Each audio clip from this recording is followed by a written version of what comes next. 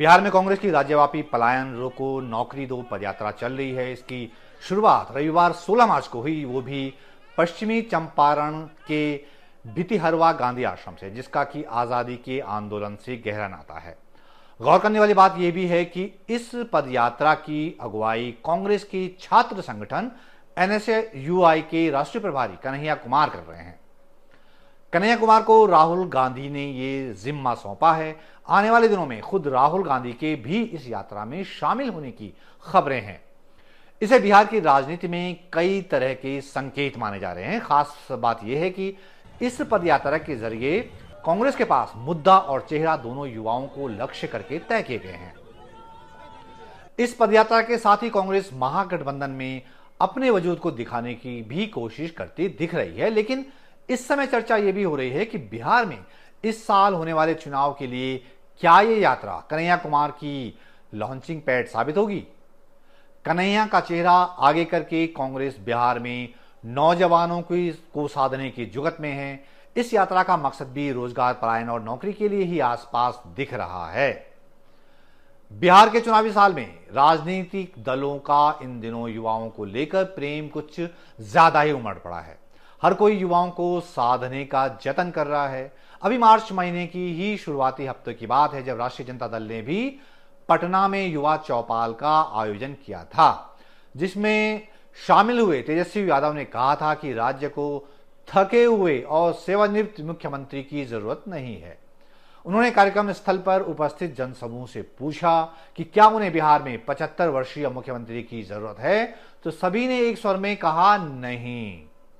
तेजस्वी का एजेंडा साफ है, न सिर्फ युवा नेतृत्व बल्कि युवाओं के लिए रोजगार के अवसरों की भी बात वो उठाते रहे हैं। नौकरियों की बात उनके पिछले चुनाव के एजेंडे के टॉप पर थी, तो कांग्रेस भी उसी ट्रैक पर है जिस ट्रैक पर तेजस्वी यादव चलते रहे हैं। इसीलिए यह आशंका भी जताई जा रही है कि इसी मुद्दे पर कांग्रेस की पदयात्रा कहीं उसकी बड़ी सहयोगी आरजेडी को असहज तो नहीं करेगी। लेकिन युवाओं की ओर सिर्फ तेजस्वी यादव या कांग्रेस ही नहीं देख रही है। जन सुराज पार्टी बनाने वाले प्रशांत किशोर का तो शुरू से टारगेट ही युवा वोटर रहे हैं। उन्होंने जब पार्टी बनाई तो सरकार बनाने की स्थिति में जिन 5 कामों को सबसे पहले करने का वादा किया, उसमें युवाओं के लिए रोजगार का सवाल प्रमुखता से शामिल था। अब तो खुद सत्ताधारी जेडीयू को भी युवा नेतृत्व को लेकर चिंता सताने लगी है। जेडीयू के नेता नीतीश कुमार की उम्र और उनकी सेहत को लेकर उठते सवालों को लेकर परेशान है और उनका उत्तराधिकारी उनके अपेक्षाकृत युवा बेटे निशांत कुमार में खोज रहे हैं। एनडीए में बीजेपी समेत दूसरे सहयोगी दलों में युवा चेहरे पहले से ही प्रमुख भूमिकाओं में हैं। सत्तारूढ़ बीजेपी नीतीश कुमार के साथ फिर से सरकार बनाकर अपना नया नेतृत्व आगे बढ़ा चुकी है। उनके सहयोगियों में लोक जनशक्ति पार्टी आर के अध्यक्ष और केंद्रीय मंत्री चिराग पासवान से लेकर हम पार्टी के अध्यक्ष और बिहार सरकार के मंत्री संतोष कुमार सुमन युवा हैं। अब सवाल ये आता है कि आखिर बिहार के चुनावी साल में सभी राजनीतिक दल, खासकर विपक्षी दल, युवा या रोजगार और नौकरी का राग क्यों रापने लगे हैं। तो इसके पीछे है आंकड़ों का खेल। आंकड़े जो बताते हैं कि इस समय बिहार सबसे ज्यादा युवा आबादी वाला राज्य है। बिहार में करीब 58% आबादी 25 साल से कम उम्र की है। इनमें 8 लाख से ज्यादा युवा ऐसे हैं जो कि इस बार बिहार चुनाव में पहली बार वोट डालेंगे।